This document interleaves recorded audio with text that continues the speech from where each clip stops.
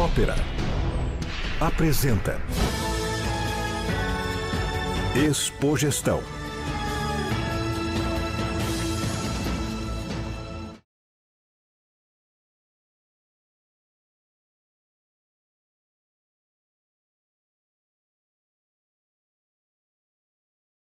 Boa tarde.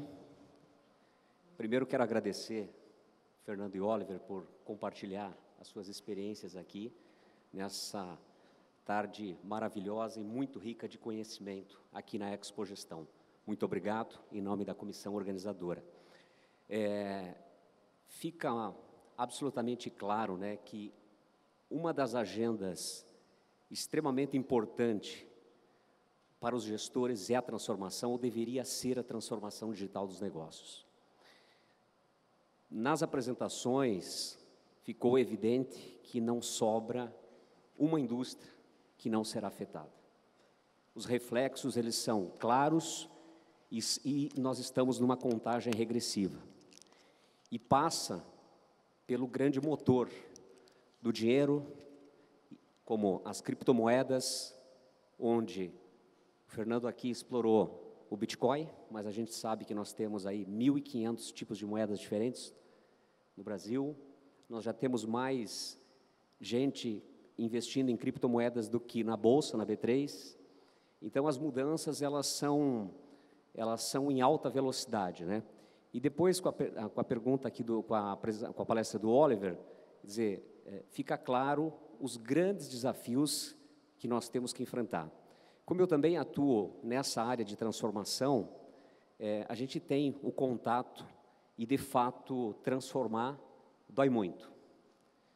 E como está doendo, vamos imaginar que os nossos negócios, eles podem estar no hospital ou indo para o hospital. E aqui nós temos 2 médicos hoje, especialistas.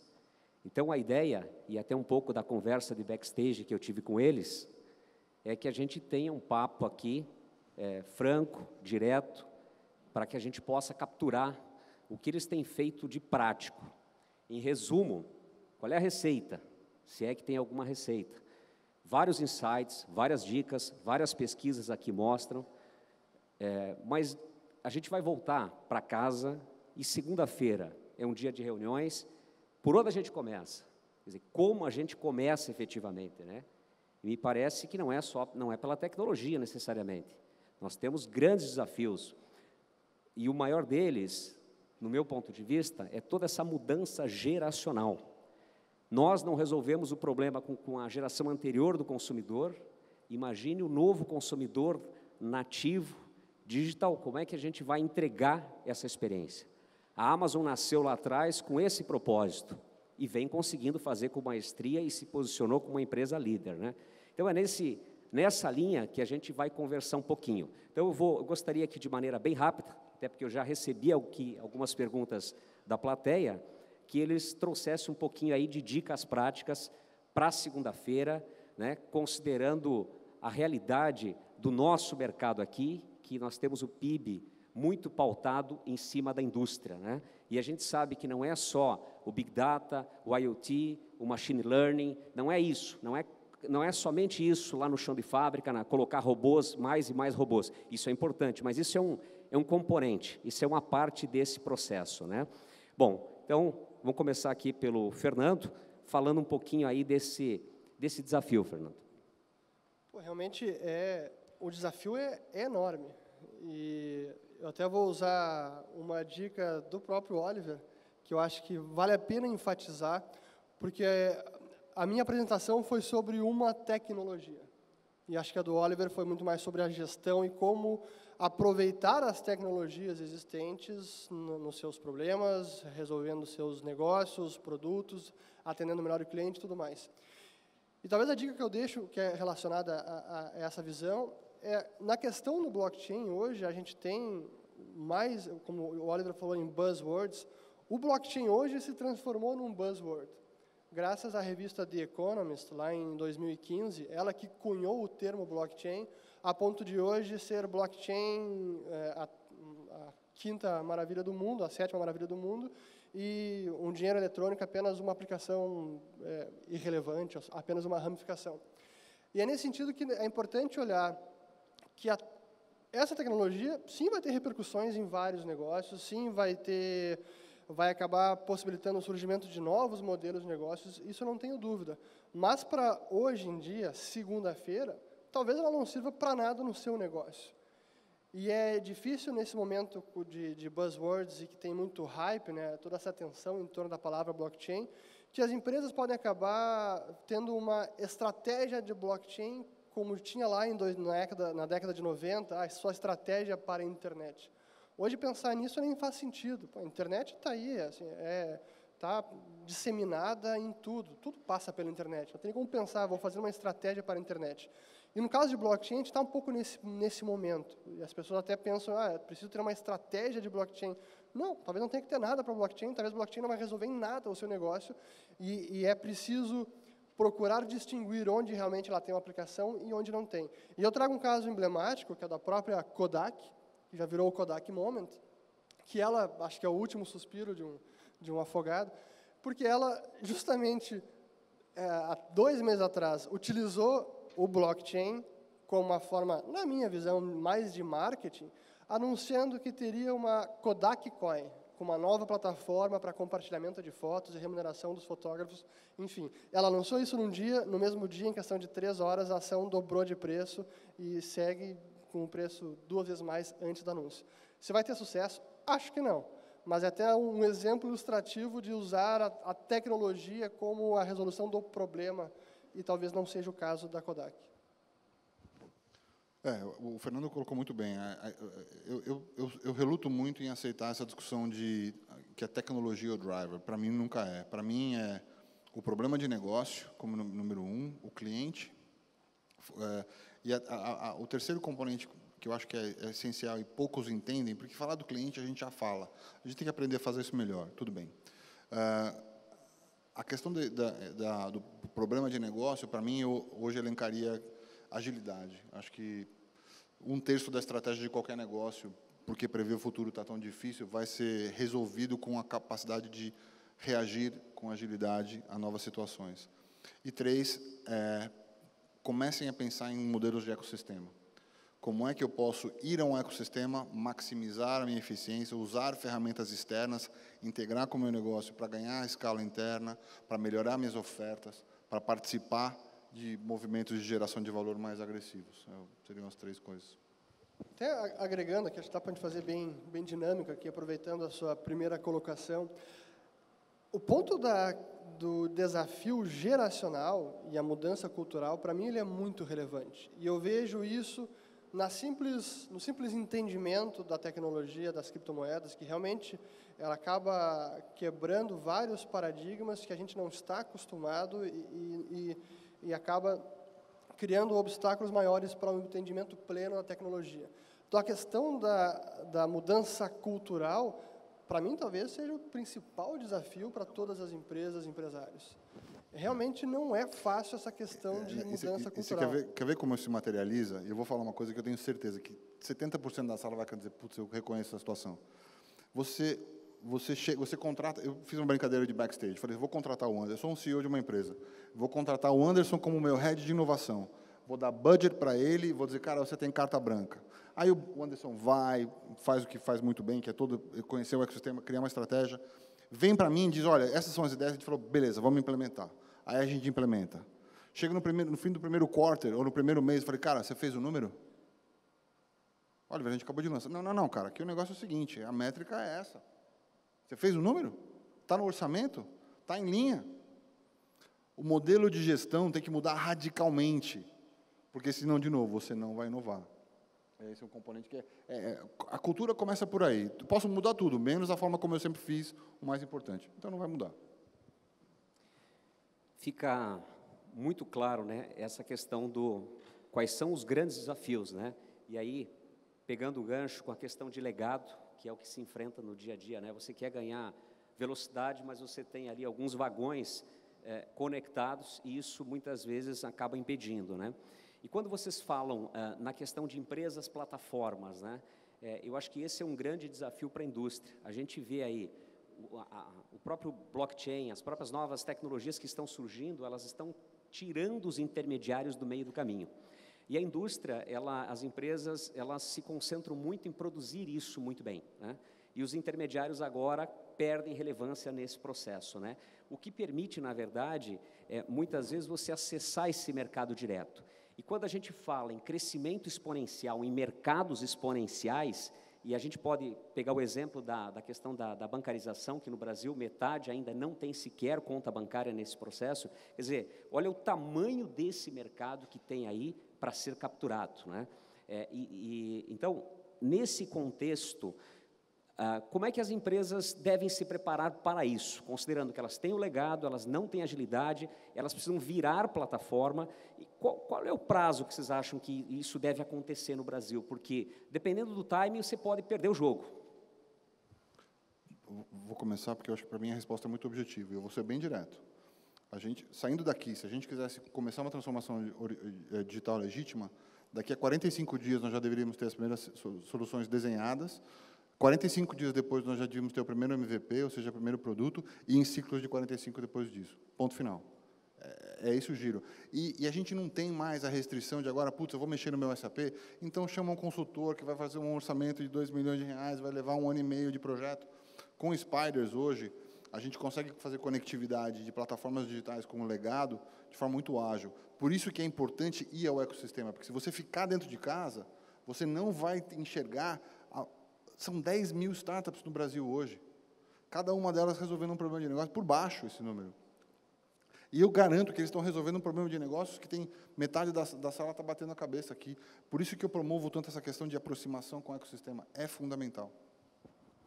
Eu acho que para agregar também, sendo concordo plenamente, e talvez outro ponto é realmente estar atento ao que está acontecendo, atento às inovações, porque dependendo das tecnologias que surjam, e aí você citou o que eu tinha dito do blockchain, desintermediando, pode ser que o seu próprio negócio, por mais que você esteja inovando e criando novas soluções e fazendo a transformação digital, pode ser que o seu negócio morra da noite para o dia por causa de uma nova tecnologia. Então, é preciso também estar atento ao que está acontecendo para ver se o seu negócio, por mais inovador que ele seja, Uber e Airbnb, não pode acabar sendo ele mesmo disruptado logo mais adiante.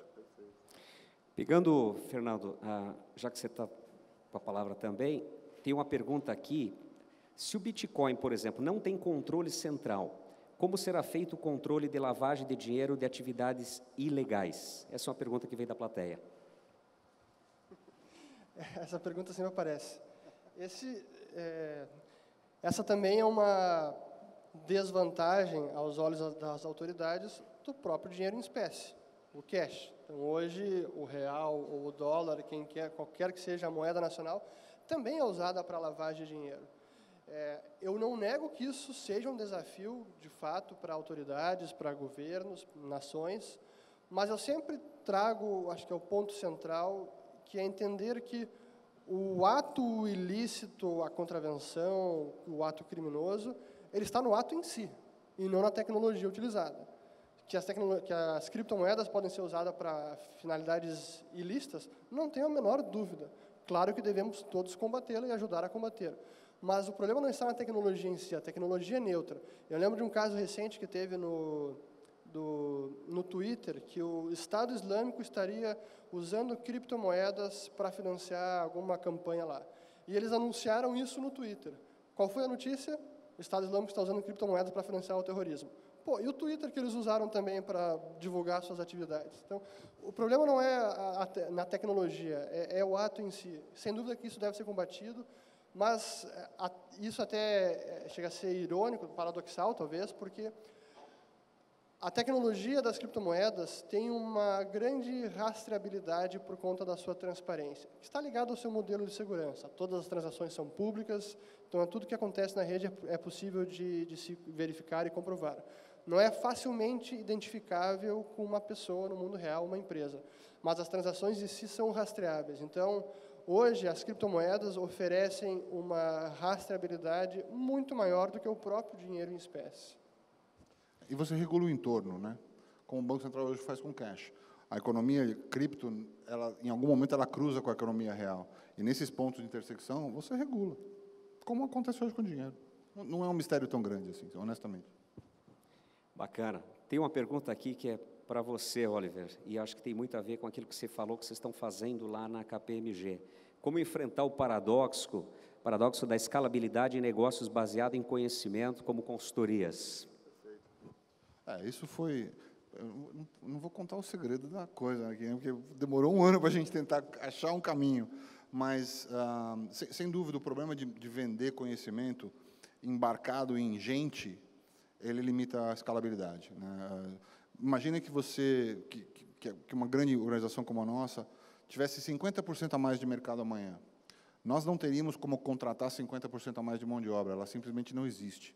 Eu perderia aquela oportunidade de negócio. Então, a gente fez alguns movimentos. A gente está convertendo o conhecimento em IP, em conhecimento em propriedade intelectual.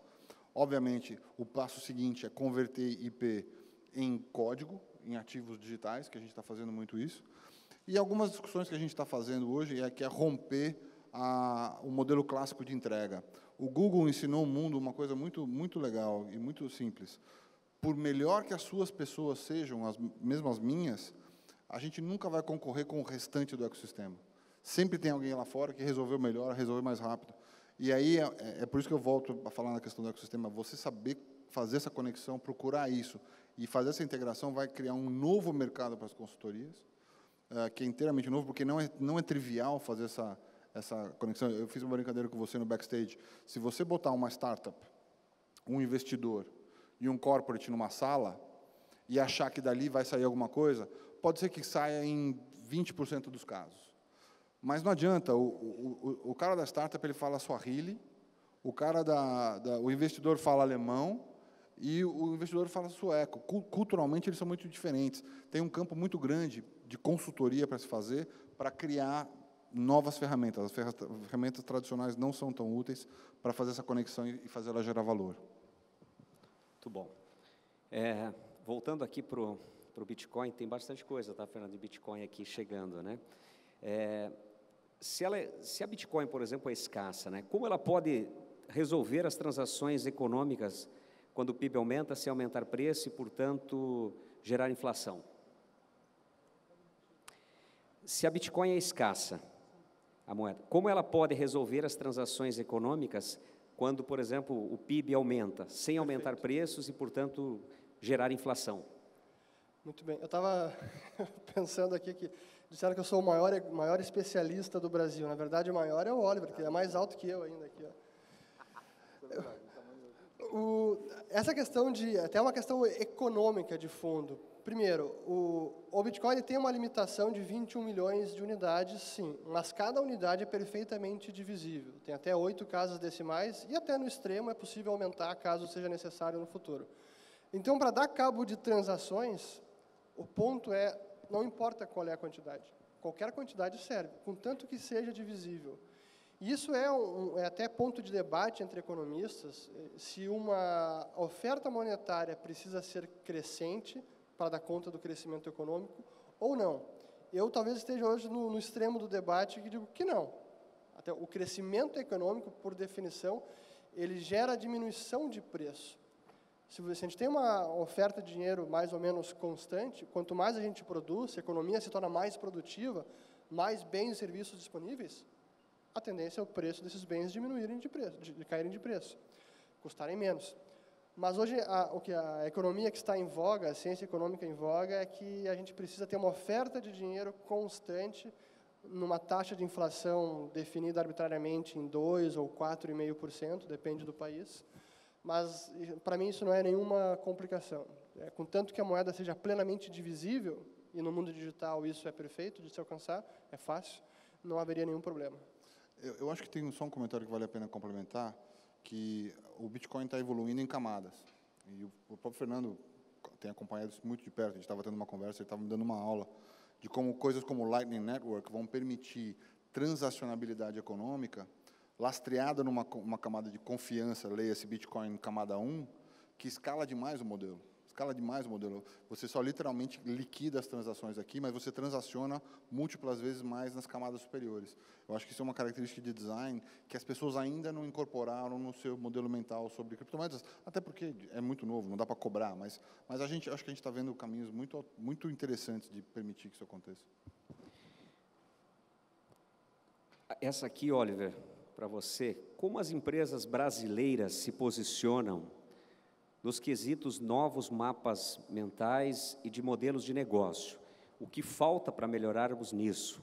Essa é uma pergunta do Charles, da DDX Têxtil. O Charles se identificou, algumas outras perguntas não têm identificação. Então, acho que você falou um pouco ali, mas dá para explorar um pouquinho de maneira mais direta, né? Dá, isso é uma super pergunta, por algumas razões. Primeiro que, quando a gente começa a falar em digital, tendo impacto geopolítico, não é bobagem. Talvez crie-se uma linha digital que ou você está acima dela ou você está abaixo. Se você está abaixo, é a mesma coisa que a linha da pobreza. Então, é uma questão que me preocupa muito. Eu confesso que eu tenho uma certa desilusão com os modelos acadêmicos no Brasil. Eu acho que, de forma geral, a gente está formando grandes líderes executivos para o século XX, é uma piada que eu faço com alguma frequência. Não tenho visto grande preparo acadêmico. Eu acho que a gente tem uma característica cultural no Brasil que nos protege. A gente é muito inovador por excelência. E se a gente conseguir jogar o ferramental digital para a massa, para todo mundo, a gente vai criar soluções super inovadoras e completamente tupiniquins. Aliás, já acontece muito. Como eu falei, nós já temos 10 mil startups no Brasil. A gente fez uma pesquisa um tempo atrás, especialmente na América Latina, para entender qual o grau de percepção que os CEOs têm em relação à segurança digital. A segurança digital, ela é o gêmeo, ou, se você quiser, o outro lado da moeda da inovação digital. Tá? Toda vez que você faz uma API com um ecossistema, você abre uma porta de ataque. Então, a gente tem que ter isso em mente. E a pesquisa demonstrou claramente que os CEOs do Brasil, da América Latina, estão com um nível de preocupação muito baixo. E eu garanto para vocês, essa ameaça é profundamente real. E ela só vai piorar com a velocidade que a gente está ganhando em projetos, porque a gente está ganhando em projetos. A boa notícia no Brasil é que a gente está fazendo muito projeto. E o mais interessante, eu tenho tido conversas no Brasil com muitos clientes B2B. O cliente de varejo é óbvio. O cliente de mercado é óbvio. Mas eu tenho conversado com muitos CEO de indústria química dizendo, pô, cara, o nosso sonho é ser a nova Amazon. Aliás, essa é a piada. Todo mundo quer ser a nova Amazon. Mas eu acho uma aspiração saudável, honestamente. Então, acho que o modelo acadêmico precisava melhorar. A gente precisa continuar acelerando. A gente precisa colocar mais ferramenta digital na mão de todo mundo, né? Todo mundo. Então, tem uma questão de popularização, essa coisa de inclusão digital não é bobagem. E eu acho que a competição vai cuidar do resto. Honestamente, se a gente abrir as fronteiras do Brasil e a gente começar a perder, e a gente vai perder, porque você invade um mercado digitalmente com custo zero, a gente vai começar a sofrer mais, e a gente vai reagir. Mas eu confesso que eu estou preocupado. A gente tem feito muita evangelização, tentado demonstrar isso. Eu acho que a gente chegou num ponto, assim, a gente vai lançar um novo modelo de negócio, uma nova oferta para o mundo digital, a qualquer momento. Eu tenho feito um roadshow bastante extenso nos últimos 2, 3 meses e, sei lá, fiz 40 reuniões e todas elas deram eco. Então, eu acho que a gente acordou. A boa notícia é essa, mas podia ser muito melhor, sim, sem dúvida. Vamos para as considerações finais. Então, eu passo para vocês cada um fazer o fechamento. Aí tem 1 minuto, cada um para fechar. Muito bem. Bom, primeiro, agradecer ao convite. Como eu falei, é sempre, para mim, muito fascinante esse tema e uma honra poder falar sobre ele. E reconheço que ele é espinhoso, tecnologia de criptomoedas é algo difícil de se entender. Hoje foi mais um abre-olhos para começar a entrar e melhorar o entendimento, mas isso é um processo. E aí é ficar de olho. Acho que é importante ter sempre a mente aberta e estar constantemente aprendendo. Eu vejo isso muito com os economistas, especialmente. Talvez eu tenha até uma rixa com os economistas. Fiz mestrado em economia, por sinal. Porque eu vejo que, da parte dos economistas, eles são, em termos acadêmicos, é a profissão que está mais desdenhando até, ou ignorando as criptomoedas. E ela realmente é fascinante, vai ter repercussões muito importantes. Enquanto a ciência da computação trata como uma verdadeira descoberta científica, e que é, outros profissionais acabam deixando de lado, e acho que tem muitas lições e muito para aprender e ensinar aonde isso vai acabar nos levando. Também quero agradecer, é um privilégio dividir uma plateia desse calibre, desse tamanho, num evento dessa magnitude, é espetacular. Parabéns a todos os envolvidos. É um prazer dividir o palco com o Fernando. A gente já fala há algum tempo, a gente já fez até algumas aparições digitais públicas, mas dividir o palco com ele, eu admiro muito pessoalmente, então é um prazer estar aqui. Eu acho que a minha mensagem final é muito são 3 coisas. Primeiro, o senso de urgência. Tem que agir agora. Não dá para esperar mais. Nem que seja de forma muito experimental, comecem experimentações, mas também levem a sério. Não faça um movimento que seja pequeno demais para fazer efeito, porque senão ele vai ser cosmético, vira, de novo, um porco de batom. E a terceira mensagem é: a gente já começa a ter muita qualidade local. Tem com quem falar, tem com quem ir, tem ecossistemas que estão começando a concentrar toda essa inovação que está começando a brotar no Brasil. Então, comecem agora, olhem para fora e repensem seus modelos mentais. Isso daí é a grande barreira. Obrigado. Muito obrigado, Fernando e Oliver. Ópera apresenta Expogestão.